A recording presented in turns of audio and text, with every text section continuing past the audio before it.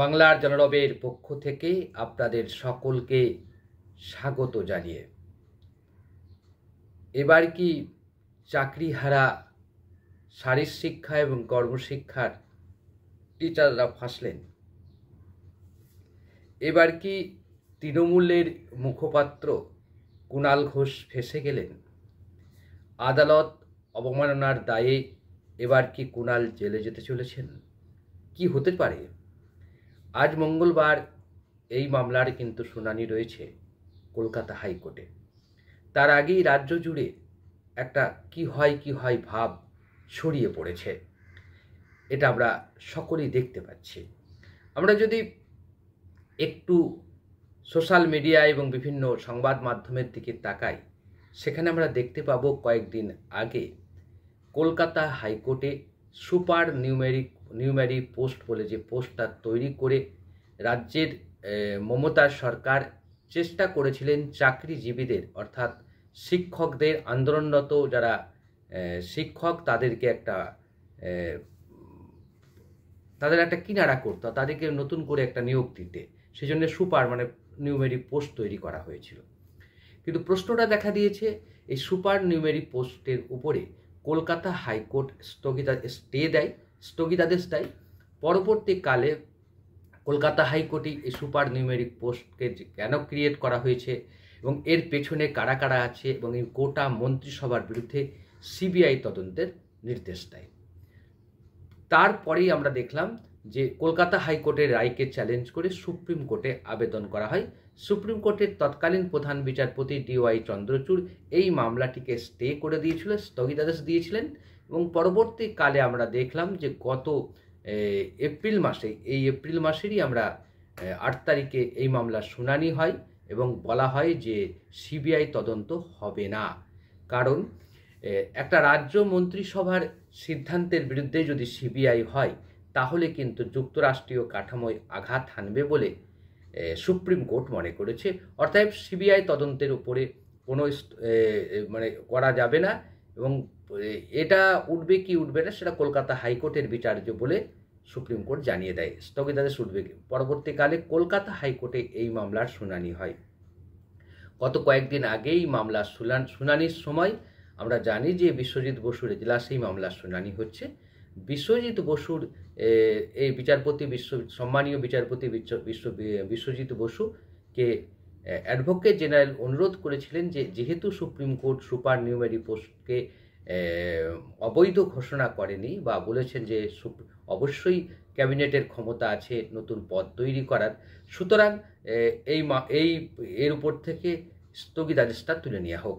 তখন বিচারপতি বিশ্বজিৎ বসু অ্যাডভোকেট জেনারেলকে বলেন যে আপনি লিখিতভাবে আমাদের এখানে জানান। ঠিক সেই সময় দেখা যায় যে শারীরশিক্ষা বা কর্মশিক্ষাতে কর্মরত কয়েকজন শিক্ষক ওই সময় শারীরশিক্ষা ও কর্মশিক্ষার শিক্ষকতা করেন এরকম কয়েকজন দেখলাম যে দেখা গেল যে ফিরদৌস শামীম অর্থাৎ আইনজীবী ফিরদৌস শামীম এবং বিকাশ রঞ্জন ভট্টাচার্যের যে অফিস আছে হাইকোর্ট পাড়াতে, যে চেম্বার আছে, চেম্বারের সামনে বিক্ষোভ দেখান, অশ্লীল ভাষায় গালাগালিজ করেন এবং তারা অনেকক্ষণ ধরে বিক্ষোভ দেখান। পরবর্তীতে দেখলাম বিভিন্ন সংবাদ মাধ্যমে সেটাকে টেলিকাস্ট করা হয় এবং অনেক রাত্রি প্রায় 9:30 নাগাদ এদিকে মুক্ত করেন এবং বিকাশ রঞ্জন ভট্টাচার্য ঘটনাস্থলে ছুটে আসেন এবং তিনি এসে তার জুনিয়রদের উদ্ধার করেন। ফিরদৌস শামীম একটা সময় তেড়ে যান এবং অন্যরাও চাকরিজীবীরা চলে যান। কিন্তু প্রশ্ন হচ্ছে যে হাইকোর্ট পাড়াতে যে আঙ্গিকে এইভাবে বিক্ষোভ দেখানো হয়েছে, এতে কিন্তু রাজ্যের আইন শৃঙ্খলা এবং কলকাতা পুলিশের ব্যর্থতাকে প্রকটভাবে ধরা পড়েছে। কেন কলকাতা পুলিশ হাইকোর্ট চত্বরে, যেখানে 144 অর্থাৎ 163 নম্বর ধারা যেখানে কার্যকর রয়েছে সবসময়, সেখানে এতগুলো মানুষ কিভাবে আসেন এবং বিক্ষোভ দেখান? হতে পারে তাদের দাবি হচ্ছে আমাদের কাছ থেকে ফিরদৌস শামীমরা 7 লাখ টাকা নিয়েছে, কেউ বলছে 27 লাখ টাকা নিয়েছেন, সুদে আসলে 60 লাখ টাকা হবে, যে যার মতো করে বলে যাচ্ছেন। কিন্তু একজন আইনজীবী তার পেশার স্বার্থে সে যদি ফিজ নিয়ে থাকেন, তার বিরুদ্ধে কি করা যাবে? যদি কোনো আইনজীবী প্রতারণা করে থাকেন, যদি কোনো আইনজীবী প্রতারণা করে থাকেন, এই যারা চাকরিহারা শিক্ষক, শারীরশিক্ষা কর্মশিক্ষার শিক্ষক, তাদের প্রতি যদি কেউ করে থাকেন, তাদের কি করা উচিত? তাদের করা উচিত প্রধান বিচারপতির কাছে নালিশ করা উচিত ওই আইনজীবীর বিরুদ্ধে তথ্য প্রমাণ সহ। নিঃসন্দেহে প্রধান বিচারপতি ব্যবস্থা অবশ্যই নেবে। এমনও হতে পারে ওই আইনজীবী যদি সত্যিই প্রতারণা করা থাকে, যেটা প্রমাণিত প্রতারণা, তাহলে তার লাইসেন্স পর্যন্ত বাতিল হতে পারে, তার বিরুদ্ধে কড়া ব্যবস্থা নিয়ে তাকে প্র্যাকটিস বন্ধ করে দিতে পারেন হাইকোর্ট এবং বার কাউন্সিল। তো যাই হোক, কিন্তু কোনোটাই করা হয়নি। অনৈতিকভাবে, একটা স্বেচ্ছাচারিতাভাবে এবং কি বলবো, জোর করে বিক্ষোভ দেখিয়েছে এবং যে ভাষায়, যে কদর্য ভাষায় তারা কথাবার্তা বলেছেন এবং প্রবীণ আইনজীবী বিকাশ রঞ্জন ভট্টাচার্যকে যেভাবে জুতো ছোড়া হয়েছে, যে জলের বোতল ছোড়া হয়েছে, তা অবশ্যই নিন্দনীয়।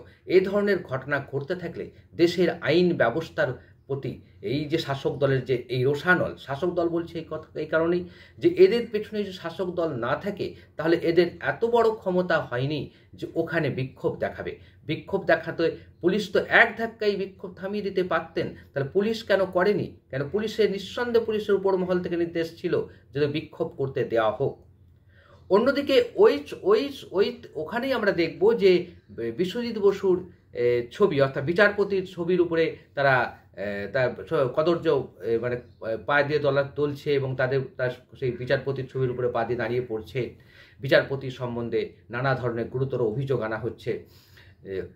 অন্যদিকে তার পরের দিনে আমরা দেখব যে ঠিক রাজ্য তৃণমূল কংগ্রেসের মুখপাত্র কুণাল ঘোষ, এই যে কজন বিক্ষোভ দেখিয়েছে শারীর শিক্ষার শিক্ষকরা, মানে যারা হবু শিক্ষকরা, তাদেরকে নিয়ে একটা প্রেস কনফারেন্স করেন এবং ছবি দেখান যে এদের শিক্ষকতা দাবিতে, এদের ধর্ণা মঞ্চে এইসব লোকেরা গিয়েছিলেন, মীনাক্ষী গিয়েছিলেন, বিকাশ গিয়েছিলেন, ফিরদৌস শামীম গিয়েছিলেন বলে ছবি দেখান। এদের কাছ থেকে এত লক্ষ টাকা নেওয়া হয়েছে, নেয়ার পরেও কিছু করা হয়নি। সবশেষে বলেন যে বিশ্বজিৎ বসু সঙ্গে নাকি বিশ্বজিৎ বসুর সঙ্গে নাকি বিকাশ রঞ্জন ভট্টাচার্যের গোপন আঁতাত আছে। তার ফলেই এই যারা মমতা বন্দ্যোপাধ্যায় চাকরি দিতে চাইলেও চাকরি দিতে পাচ্ছেন না, কারণ এই সকল লোকেরা, এই বিকাশ ভট্টাচার্যের মতো লোকেরা চাকরি আটকে দিচ্ছেন হাইকোর্টে গিয়ে। আর প্রথম প্রশ্ন, চাকরি আটকানোর ক্ষমতা কি বিকাশ রঞ্জন ভট্টাচার্যের আছে? আইনের পথে, নিয়মের পথে, বিধিতে না আটকালে এই ভারতবর্ষে, এই দেশে, পৃথিবীতে কোথাও কিন্তু কোনো বেআইনি কাজ না করলে তার শাস্তি হতে পারে না। এবং আমরা দেখেছি হয়তো অনেককে জোর করে জেলে পুরে দেওয়া হয়, কিন্তু জেলে পড়লেও সে শেষ পর্যন্ত জেল থেকে ছাড়া পেয়ে বেরিয়ে আসে, কারণ সে কোনো একটি বেআইনি কাজ না করে থাকেন। এটাই আমাদের দেশের পরম্পরা, আমাদের সংবিধানের শক্তি বলা যেতে পারে। তাই সুতরাং সংবিধানের শক্তি যেখানে মাথায় আছে, তাহলে আমাদের প্রথম দায়িত্ব ছিল, অর্থাৎ কুণাল ঘোষদের প্রথম দায়িত্ব ছিল বিষয়টিকে আইনি পথে মোকাবিলা করা। যে আঙ্গিকে এই কাজটা করলেন কুণাল ঘোষ, তাতে কার ক্ষতি হলো? প্রথমত ক্ষতি হয়েছে এই সকল শিক্ষকদের, শারীর শিক্ষা এবং কর্মশিক্ষার শিক্ষকদের যারা চাকরিহারা হয়েছেন, এদের ক্ষতি হয়েছে। কারণ এদের অলরেডি এই ঘটনাটা স্বতঃপ্রণোদিতভাবে কলকাতা হাইকোর্টে মামলা দায়ের হয়েছে। প্রধান বিচারপতি এই মামলার ওই দিনের ঘটনার সমস্ত ফুটেজ চেয়ে পাঠিয়েছেন এবং ফুটেজ দেখে চিহ্নিতকরণ করতে বলেছেন, কে কারা হামলা করেছে, কে কেন বিক্ষোভ দেখিয়েছে এবং কারা বিচারপতির পোস্টারে, বিচারপতির ছবিতে যারা পা দিয়ে দুলিয়েছে তাদের, এবং কোন ধরনের কথাবার্তা কুণাল ঘোষ বলেছেন সেটাও তারা তদন্ত করতে মানে রিপোর্ট করতে বলেছে। এবং মনে করা হচ্ছে যে আজ মানে মঙ্গলবার, আজকেই এই মামলার শুনানি হবে প্রধান বিচারপতির এজলাসে। এবং এই মামলার শুনানিতে কোন দিকে মোড় নেবে তা বলা মুশকিল। যদি এটা হয় প্রধান বিচারপতি কড়া স্টেপ নিয়ে নেন, তাহলে কিন্তু এই ছেলে মেয়েগুলোর ভবিষ্যৎ জীবনে চাকরি পাওয়াটা কঠিন থেকে কঠিনতর হবে। আর কুণাল ঘোষকে জেলে যেতে নাও হয়, অন্তত বিকাশ রঞ্জন ভট্টাচার্যের সামনে দাঁড়িয়ে হাত জোড় করে দাঁড়িয়ে ক্ষমা চাইতে হবে। সুতরাং যে কাজটা কুণাল ঘোষ করে দিলেন, যে কাজটা একটা শাসক দলের নেতা হিসাবে তার এই কাজটা করা উচিত হয়নি, তিনি অনেক বেশি ধৈর্য ধরে বিষয়টিকে মোকাবিলা করতে পারতেন, তা তিনি করলেন না। ফলে গাড্ডায় পড়ল শাসক দল, ভাবমূর্তি গেল মমতার এবং ক্ষতি হলো তৃণমূল কংগ্রেসের। সার্বিকভাবে এই রাজ্যের আসন্ন বিধানসভা নির্বাচনের হয়তো মমতা বন্দ্যোপাধ্যায়ই জিতবেন, কিন্তু তার যে রাজনৈতিক জীবনের যে কালি লাগছে, তার ভাবমূর্তিতে যে কালিমা লিপ্ত হচ্ছে, সেটা কিন্তু ইতিহাস হয়ে থাকবে। আর এই কাজটা করে চলেছেন তারই ঘনিষ্ঠ লোকেরা। সুতরাং আজকে আমাদের ভাবতে হবে যে কি পরিণতি হতে পারে এই ঘটনার। পরিণতি কিন্তু ভয়ঙ্কর হতে পারে ওই যারা বিক্ষোভ দেখিয়েছেন তাদের, এবং কুণাল ঘোষের হয়তো তেমন কিছুই না হতে পারে, ক্ষমা চাইলেই মাফ হয়ে যেতে পারে, কিন্তু ওই ছেলে মেয়েগুলোর কি হবে সেটা কি একবারও ভেবে দেখেছেন? আপনারা কি বলেন? আপনাদের